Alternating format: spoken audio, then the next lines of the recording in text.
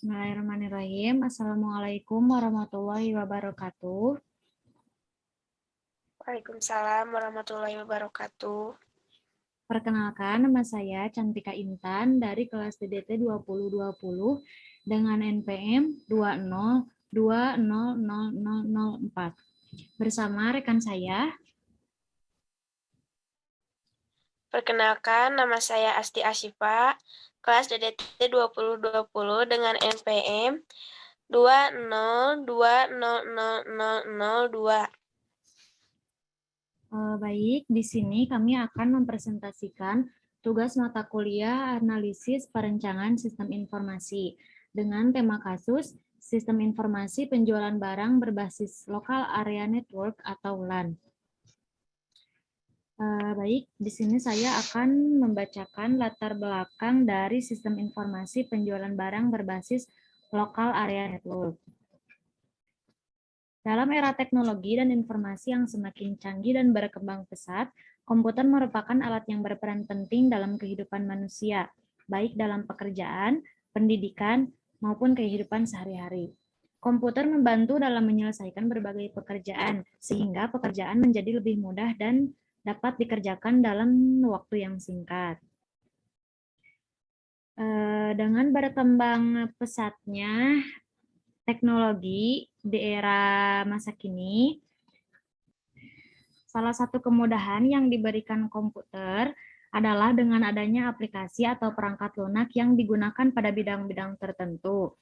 Seperti yang akan kami jelaskan dan kami presentasikan, yaitu dengan mengembangkannya sistem komputer yang berbasis Local Area Network atau LAN. Namun, terdapat beberapa kendala yang sering muncul, yaitu pada proses transaksi penjualan, pendataan stok barang, dan pendataan stok barang, seperti misalnya pada penyimpanan data yang tidak tersimpan pada suatu media penyimpanan yang terformat dengan sistematis. Terdapat juga kekurangan sistem dari sistem informasi penjualan berbasis LAN ini, yaitu yang pertama, sistem informasi penjualan barang berbasis LAN pembuatan laporannya masih dilakukan secara manual dan tidak adanya media penyimpanan yang terformat dengan baik sehingga tidak efisien dalam penggunaan waktu. Namun terdapat pula solusi dari perancangan sistem informasi penjualan berbasis LAN ini, yaitu diharapkannya untuk mempermudah sistem yang nantinya akan dibangun. Untuk bendahara dan pemimpin dapat langsung melihat dan mengakses beberapa pekerjaan hasil kegiatan penjualan pada suatu perusahaan. Media solusi pada perancangan data ini berisi data-data yang dibutuhkan dalam pembuatan sebuah perangkat lunak, diantaranya untuk pemakai, yaitu membutuhkan admin, supplier, bendahara, kasir, pimpinan, dan konsumen. Dan untuk spesifikasi kebutuhan, yaitu terdapat kebutuhan perangkat lunak dan kebutuhan perangkat keras. Untuk kebutuhan perangkat lunak, seperti yang tertera di layar, jenis-jenis software yang dibutuhkan yaitu sistem informasi, bahasa pemrograman, pengolah database, pemodelan sistem, perancangan database, dan perancangan antarmuka. Kebutuhan hardware-nya seperti yang tertera di layar, yaitu ada Microsoft Windows 2003 with SP3, Windows XP with SP2, dan sebagainya. Dan untuk kebutuhan perangkat keras, yaitu jenis hardware, ada prosesor, memori atau RAM, hard disk, kartu grafik atau VGA, monitor, keyboard, dan mouse. Kebutuhan hardware yaitu minimum 256 MB. Terdapat kebutuhan hardware seperti hard disk itu membutuhkan 5 GB free space hard drive dan sebagainya. Kemudian ada perancangan rinci, itu perancangan data entity relationship diagram yang akan disampaikan oleh rekan saya. Baik, di sini saya akan menjelaskan IRD dari Sistem Informasi Penjualan Barang berbasis LAN. Diawali dari konsumen yang akan membeli suatu produk dan harus memberikan datanya terlebih dahulu kepada admin.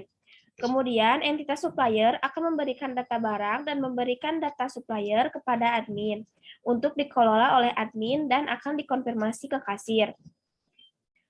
Dari admin ini harus mengkonfirmasi data barang dan data supplier yang menyediakan barang kepada kasir. Dan dari kasir akan memproses dan mengkonfirmasi kepada bendahara yang akan mencatat transaksi penjualan. Kemudian dari bendahara akan memberikan laporan transaksi penjualan tersebut kepada pimpinan.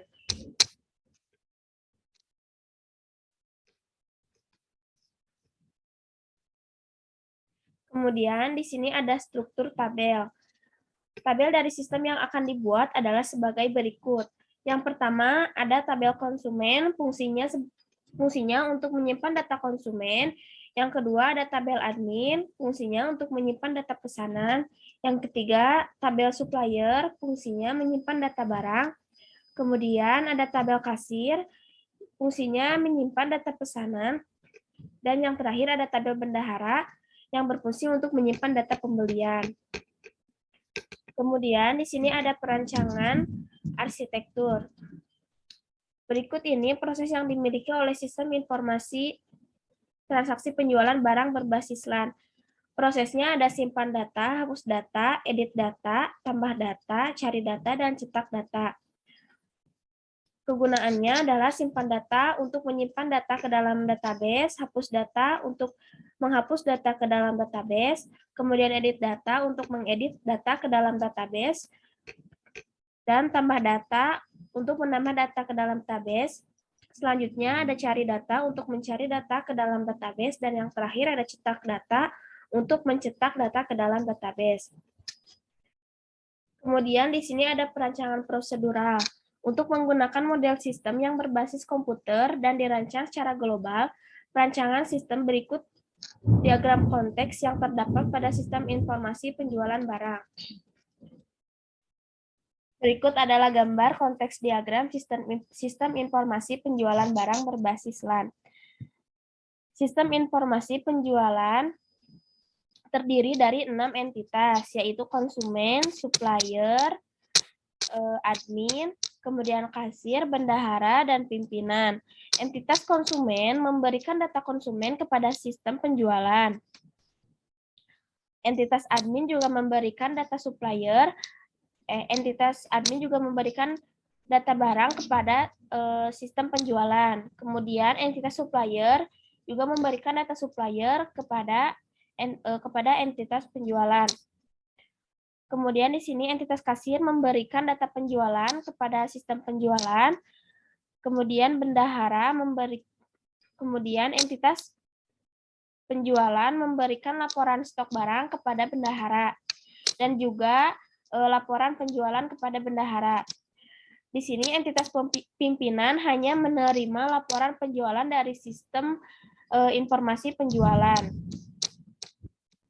Di sini ada data flow diagram atau DFD level 0 yang diawali dari entitas konsumen untuk yang akan memberikan data konsumen untuk diinputkan pada data store konsumen.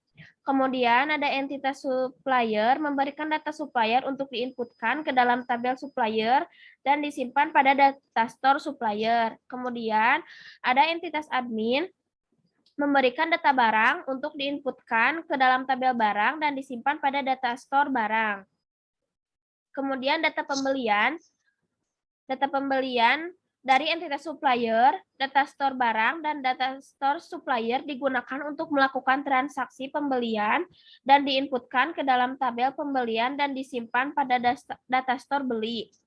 Lalu, data store beli diinputkan kembali dalam tabel barang dan disimpan pada data store barang.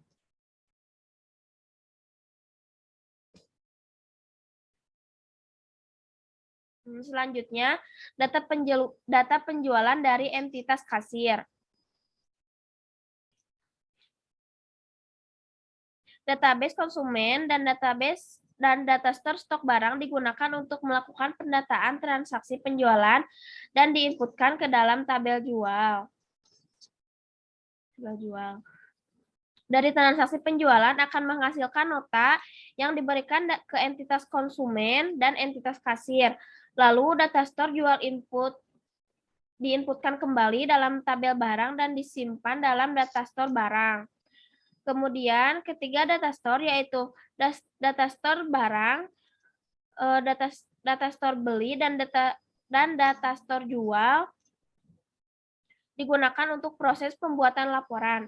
Entitas pimpinan menerima laporan penjualan, entitas admin dan entitas bendahara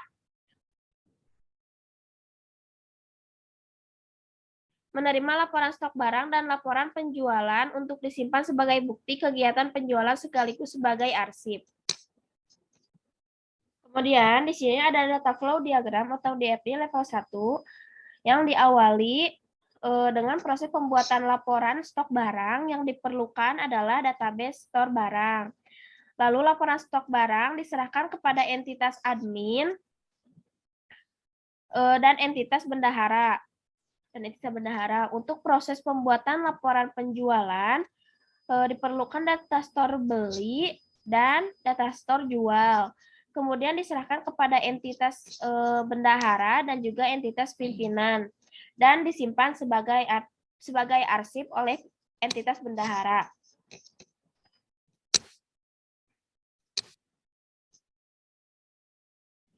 Kemudian di sini ada implementasi yang akan dijelaskan oleh rekan saya.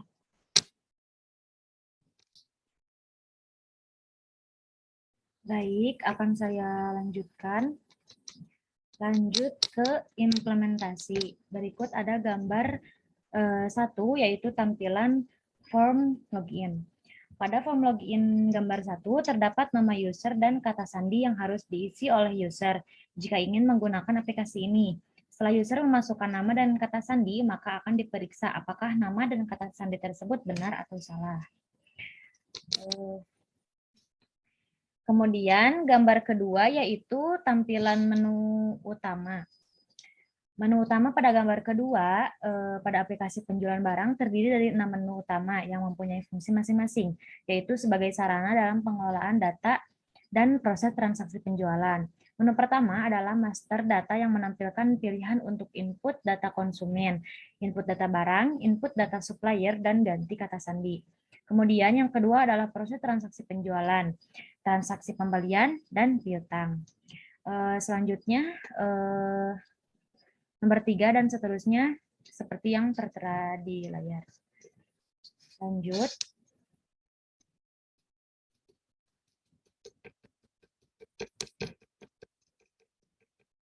Ada gambar ketiga, yaitu ada tampilan form master data konsumen. Form master data konsumen pada gambar 3 digunakan untuk menginput, menyimpan, mengubah, dan menghapus data konsumen. Pada form master data konsumen terdapat 2 pilihan, yaitu karyawan dan unit kelompok kerja. Untuk data karyawan akan tersimpan pada tabel karyawan dan ditampilkan pada data grid karyawan, sedangkan untuk data unit kelompok kerja akan tersimpan pada tabel unit kelompok kerja dan ditampilkan pada data grid unit. Lalu selanjutnya pada gambar keempat yaitu tampilan form master data barang. Pada form master data barang pada gambar keempat yaitu untuk menginput, menyimpan, mengubah, dan menghapus data barang. Data barang akan tersimpan pada tabel data barang dan ditampilkan pada data grid barang. Kemudian pada gambar kelima yaitu tampilan form master data supplier. Form master data supplier pada gambar kelima digunakan untuk menginput, menyimpan, mengubah, dan menghapus data supplier. Pada form master data supplier terdapat 2 pilihan, yaitu ATK dan sembako. Untuk data supplier ATK akan tersimpan pada tabel supplier ATK dan ditampilkan pada data grid ATK. Sedangkan untuk sebaliknya yaitu supplier sembako akan tersimpan pada tabel supplier sembako dan ditampilkan pada data grid sembako. Lalu yang keenam yaitu gambar tampilan form transaksi penjualan. Pada form transaksi penjualan, seperti yang dicontohkan di gambar, digunakan untuk menginput, menyimpan, dan mencetak nota sesuai transaksi penjualan. Lalu nomor 7 dan seterusnya akan dilanjutkan oleh rekan saya.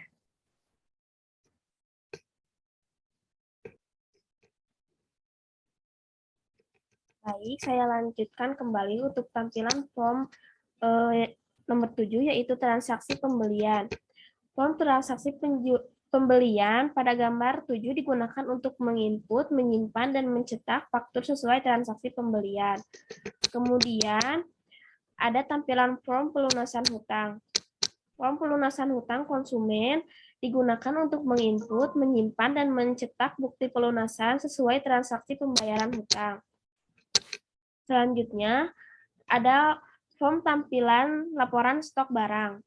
Form laporan stok barang digunakan untuk memilih dan mencetak laporan stok barang berdasarkan 4 pilihan, yaitu jenis barang, harian, bulanan, dan seluruh stok barang. Pada gambar selanjutnya ada tampilan form laporan penjualan. Pada form laporan penjualan gambar terdapat 2 bagian, yaitu laporan penjualan dan grafik penjualan. Pada bagian laporan penjualan terdapat 3 pilihan, yaitu harian, bulanan, dan keseluruhan. Selanjutnya ada tampilan form informasi. Form informasi digunakan untuk mendapatkan informasi yang diperlukan user. Pada form ini, user dapat memperoleh beberapa informasi, yaitu informasi konsumen, informasi barang masuk, informasi barang keluar, informasi stok barang, informasi supplier, serta terdapat informasi lainnya adalah konsumen terbanyak transaksi, barang terbanyak terjual, supplier terbanyak transaksi, dan piutang. Kemudian, dari tampilan selanjutnya yaitu ada tampilan form pesan. Form pesan digunakan user untuk saling berbagi dan mengirim pesan antara user yang satu dengan user yang lainnya. Dan yang terakhir ada tampilan form ganti kata sandi. Form ganti kata sandi digunakan user untuk mengganti kata sandi login yang sebelumnya dengan kata sandi login yang baru.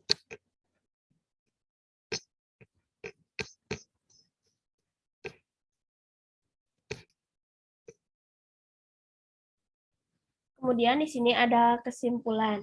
Berdasarkan sistem informasi penjualan yang telah dibuat dan pembahasan-pembahasan pada bab sebelumnya, maka dapat diambil kesimpulan sebagai berikut. Dengan adanya aplikasi ini, proses penjualan dapat dilakukan dengan lebih mudah dan cepat, karena kasir tidak perlu lagi menghitung setiap transaksi secara manual dengan menggunakan kalkulator yang tentu akan memerlukan waktu cukup lama. Selanjutnya, bendahara dan pimpinan dapat dengan mudah melihat perkembangan dari kegiatan penjualan di unit usaha toko untuk setiap saat tanpa harus menunggu laporan dari kasir atau admin selesai dikerjakan. Dan yang terakhir, informasi yang diinginkan oleh user dapat diberikan dengan lebih cepat, lengkap, dan detail. Bendahara, pimpinan, dan kasir unit usaha toko dapat dengan mudah mengetahui laporan stok barang dan laporan penjualan dengan lebih spesifik, efisien, serta dalam bentuk grafik, daripada yang awalnya hanya menggunakan pendataan dengan buku besar dan nota saja. Baik, mungkin sekian presentasi dari kami. Apabila ada kesalahan dan kekurangan, mohon dimaafkan.